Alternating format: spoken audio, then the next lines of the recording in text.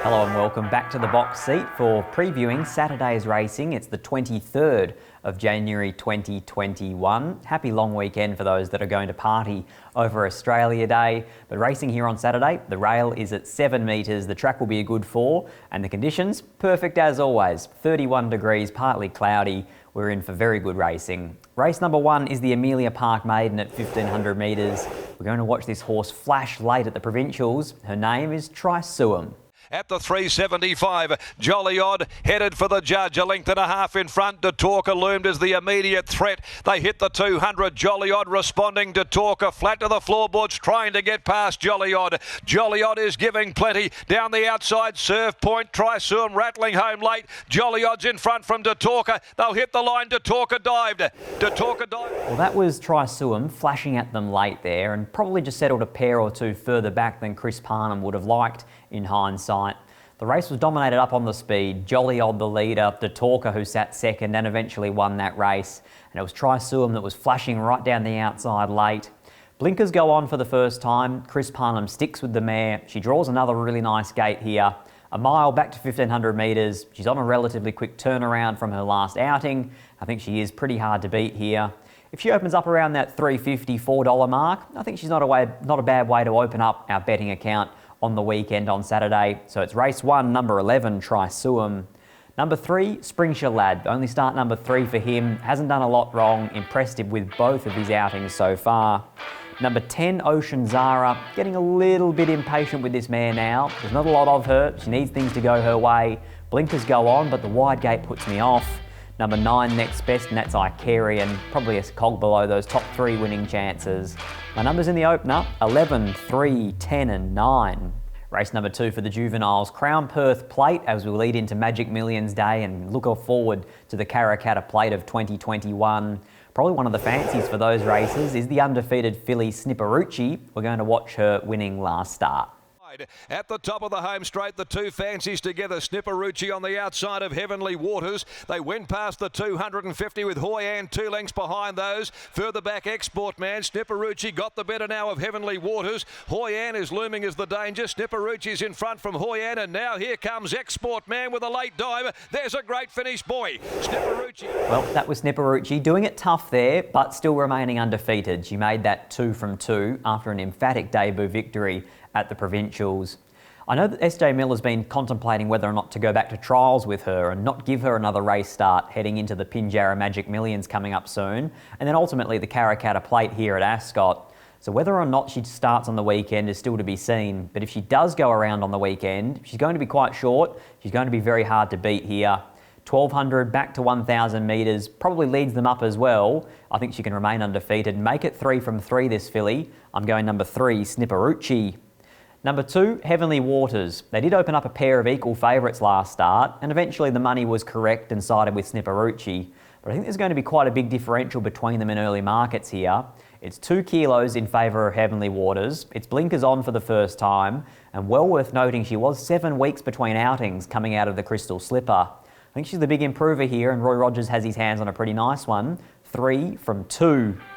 4 on debut Buster's Force. Hasn't been seen since his 2 trials back in October. So he's effectively on debut, first up, no trial. He trialled in the blinkers and I thought trialled the house down. I then go to number 10 and that's Micalda out of the former race mare Kalita, who is very good for the McCrosty family. And this Nakoni filly looks like she's got some of Mum's ability. My numbers in race 2, 3, 2, 4 and 10. Race number 3, the Devil's Lair Plate over the Flying 1000. You know the foot's going to be down here. Here's Madame Torio running the ragged last start. The turn and quickly had 3 on shock, result with the same margin, precautionary, followed by All Day Session and Keep Your Feet, but passing the 200, Madame Torio has broken open the field. She's bounded away, 4 in front, 5 in front, 6 clear and treating them to an exhibition. She is small but she's brilliant. Keep Your Feet, finish off the race. 2 runs at Ascot for Madame Torio, 2 all the way victories in very good time, in very good fashion. She's high speed, she's high quality. Eventually the handicap is going to catch up with her, but in these 3-year-old set weights and penalties races, it does take a while for the handicapper to catch up. She gets to 59 kilos here, the most she's ever carried, But again, she's kept at 1,000 metres. She's kept deliberately fresh by Martin Allen. If she can cross to the fence, she'll be very hard to beat here. But that being said, she probably does meet her toughest opposition to date. Number 1, who we haven't seen since the Group 1 Kingston Town Classic. It's the return here of Gemma's Son. The blinkers go back on. They came off for the last couple of runs out over a trip. But I think here over 1,000 metres, if Maddie Derrick wants to, she can probably lead early, make Madame Torio work, and then see just how good she is and how tough she is in the final furlong. Number 4, Icy Red. Scratched from a very winnable race on Wednesday to save for this. I know that Luke Fernie has a massive opinion of this son of Safeguard. Number 9, Red Inferno, a good winner down the 1,000 metre straight, but I do think that those top 3 in betting are going to be just a class above Red Inferno here. My numbers in race number 3, 3, 1, 4 and 9. Race number 4, Tab Touch West Speed Platinum Handicap, so a 58 plus at 1,100 metres. This is Universal Pleasure's maiden win, where she absolutely toyed with them. Choice Bid just in front of by Felicia, who nearly fell. Slipped badly there when bumping with Choice Bid. Now Betoken and Universal Pleasure looks the one. Universal Pleasure has sped through it on the inside. It looked all over. Second is Betoken. Choice Bid is weakening. Silent Actors coming through okay, but Universal Pleasure is going to walk in over Betoken. Getting through on the inside, Imprudent. Then Silent Act, but Universal Pleasure finally breaks through. And Lakdar Rumley sat her leaders back there, took the cutaway run and in about 2 or 3 strides in the home straight. If you were on Universal Pleasure, you were already in your way to the queue. She was home and hosed a long, long way out. Always shown above average ability, this mare. I think Steph Fahala's finally starting to fulfil her potential, starting to see the best of her and starting to reap the rewards as well. That first up run in a maiden when beaten, I thought was sensational behind Will Chino, who's since made the form look good with a win in this exact grade of 58 plus.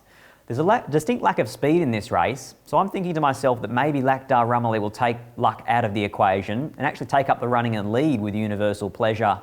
Not often do we get to tip horses maiden into a 58 plus, but I do think this is a pretty thin addition, so I'm happy enough to go with the lightly raced and the lightly weighted horse against some of these more exposed opponents, and that's number 10 in Universal Pleasure. Number 4, City Circle, who chased really hard first up behind Will Chino. Similar sort of form lines you can intertwine with Universal Pleasure, and because of the wide gate, we might even get double figures about City Circle. Number 7, Tinto Bell, a get-back, run-on type of mare who probably isn't that well suited to racing at Ascot. Number 1, Sir Mambo, or Sir Mumbo, as Marty Allen calls him. He's always thereabouts, he's always competitive, he just doesn't win out of turn. My numbers in race number 4, 10, 4, 7 and 1. Race number 5 at Ascot is the Iron Jack Handicap, over a mile. And these top 2 at the head of the form book, number 1 in Cousin Ivan, number 2 in Comfort Me, come from the same replay behind Cryptic Love. And I think they'll hold a mortgage over this race. Only a length and a half clear Agent J. Red Publisher going for an inside run with Cryptic Love. Soleil chimes in now down the outside. They come to the 150 and Soleil hit the front from Agent J. Down on the inside is Cryptic Love, but it's Soleil clear. Then Comfort Me running on Soleil. Cryptic Love on the inside lunging, and Cryptic Love is... Cousin Ivan hitting the line really nicely there for Holly Taylor first up, but also Comfort Me looming down the outside, but just not quite able to match motors with last of the line. All of a sudden, a fortnight later, doesn't that form look really good now? 7 days after that run behind Cryptic Love, last of the line was the best bet for almost every punter in Western Australia. He opened up 370 on Tab Touch, he jumped $1.80, and you bet he got the chocolates. I think that form will hold up again here. I'm going to mark this a race in 2. I am going to side here with number 2, the second of the market fancies, and that's Comfort Me. Craig Staples from Barrier 1 should have him sitting leaders back, on the back of Saucy Jack, who should be able to give a kick into the home corner. Hopefully from there, if Bullet Staples can bully his way into the clear, Comfort Me's the one that can hold off the late challenge, no doubt, of the top weight in Cousin Ivan. Cousin Ivan, second up from 1,400 to a mile, second up with William Pike. He does look very, very dangerous here. Race in 2, Comfort Me for me, on top from number 1, Cousin Ivan. Number 5, Wild Fusion, who comes out of a 72 plus, the Fitzpatrick Plate. Steps up to a mile, but racing incredibly well for Liam O'Loughlin. Number 4, next best, Saucy Jack. Always dangerous type when you can find the front cheap, especially with Ryan Hill in the saddle. My numbers in race 5, 2, 1, 5 and 4. Race number 6 is the Western Race Picks Handicap. This is over 1,800 metres. This was a very impressive win at the Provincials. It's My Fair Ballantine. 50. Frosty Heart dashed up to join Baby Tito. Bombardment getting a rails run. Avalon Bay threading its way through traffic. Saw a run back to the inside. It's still finishing hard. So's My Fair Ballantine right down the outside with Brutus Maximus with 100 to go. Bombardment. My Fair Ballantine closing. My Fair Ballantine on the outside hit the lead. Brutus Maximus tried to go with My Fair Ballantine. A very versatile horse, this My Fair Ballantine. Really starting to show the ability she did in her 3-year-old days, and then just lost her way a bit as a 4-year-old. Dan O'Connor's got her back. She has her 3rd jockey in 3 runs. But I think the best part for Joey Azzopardi, who picks up this ride, is that she is so versatile. 2 starts ago, to break a long run of outs, Mitchell Pateman put her into the race with a mid-race move at about the 800. Last start, Brad Rawiller sat her back, came to the outside and gunned them down. So basically Joey can do whatever he wants from gate number 2, and she has to be in the mix here, and that's My Fair Ballantine. But I think the horse they all have to beat here, and my clear on top selection, and probably one of the better bets on the program as well, is this lightly raced grey of Lindsay Smith's called Queen Takes King. Eye-catching first up at a mile, sitting 4 back the fence, coming to the outside, and what was a really nice piece of riding from Brad Rawiller. I thought she let down powerfully late, writing on the wall type of stuff. You get Pike on second up here, probably looking at around the 260 to 280 mark, but I think that's a bet in my book. Number 3, Queen Takes King. 1, Our Idol, who comes from the exact same race as Queen Takes King, was beaten in nose by No Surrender. It simply doesn't run any bad races for Tiana Robertson. The replay horse there, number 2, My Fair Ballantine, in for 3rd. We round out the top 4 with So War, who's been carrying huge weights down in the Great Southern.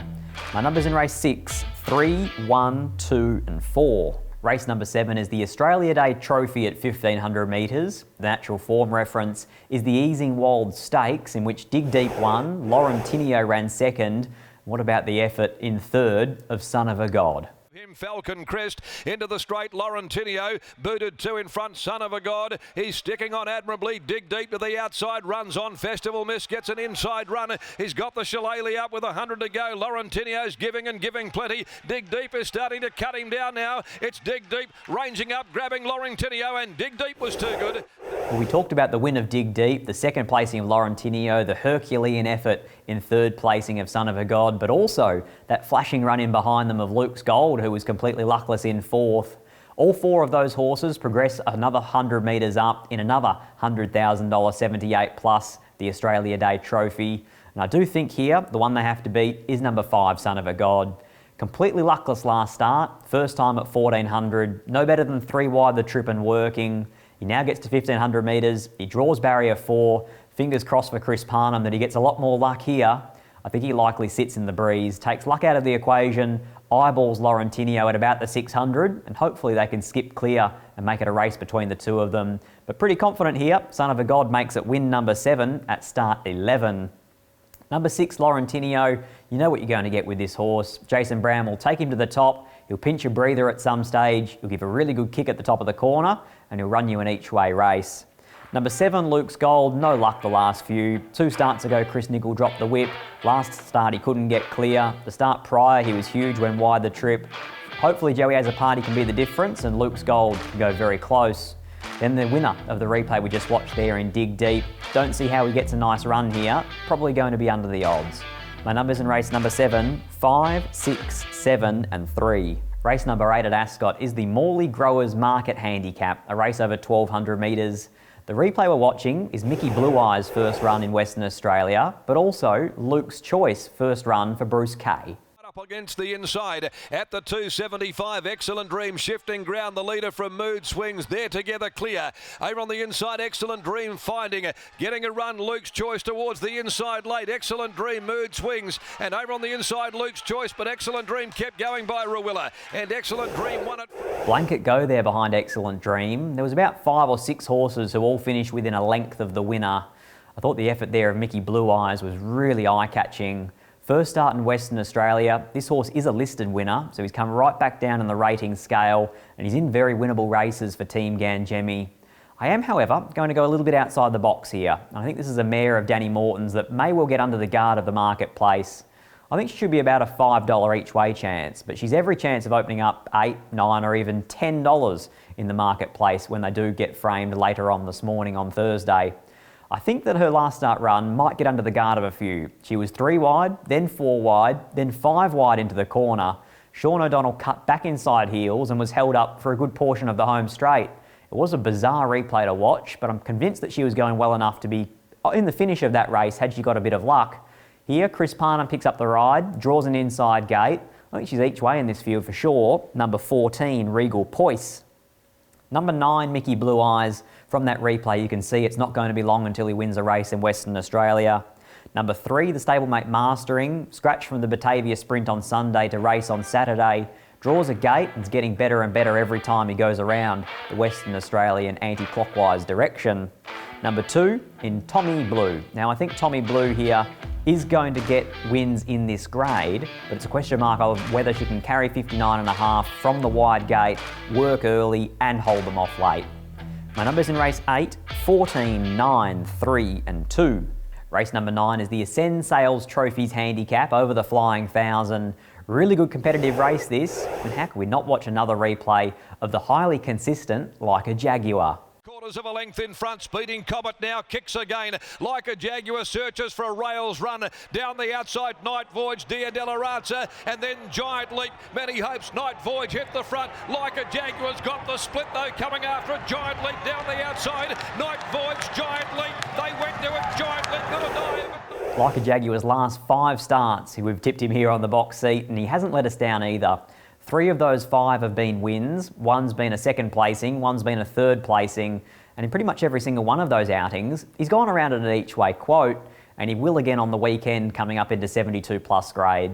He draws gate 4, high speed race, high pressure scenario. He'll probably sit 1 out, 1 back, or ideally 1 out, 2 back, and just get a little bit more of a suck run in behind them than what he's been getting up on the speed in slowly run thousands the last few weeks. The fact that we've got Dreamers in this race drawn wide means they're going to absolutely fly, and provided Like a Jaguar doesn't get run off his feet, I think he can finish over the top of her here, each way forever in the last, with, again, number 11, Like a Jaguar. Number 1, We've Got Dreams, excellent use here by Michael Lane of Matty Derrick's 3 kilo claim. If she crosses on We've Got Dreams, it's going to be race on. She's very hard to beat. Number 7, Captain Kink, a 4-year-old returning with really good winter form at Belmont Park. Number 5, last start winner Night Voyage next best. My numbers in race number 9, 11, 1, 7 and 5. Best bets time at Ascot on Saturday the 23rd of January 2021. I'm going race 6, number 3, Queen Takes King for the Wizard Willie Pike. Into race 7, number 5, Son of a God for what's becoming the new Wizard of the West, Chris Parnham. Good luck if you're having an investment on Saturday at Ascot. Make sure you follow Perth Racing on all the social media platforms.